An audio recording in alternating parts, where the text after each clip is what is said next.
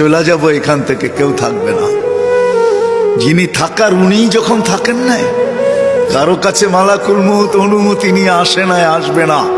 শুধু একজন মুহাম্মদুর রাসূলুল্লাহ সাল্লাল্লাহু আলাইহি ওয়াসাল্লামের কাছে মালাকুল মউত যখন আসছেন, তো আল্লাহ বলছে বন্ধুর কাছে অনুমতি নিয়ে ঢুকবে, অনুমতি দিলে ঢুকবে, নাইলে ফিরে আসবে।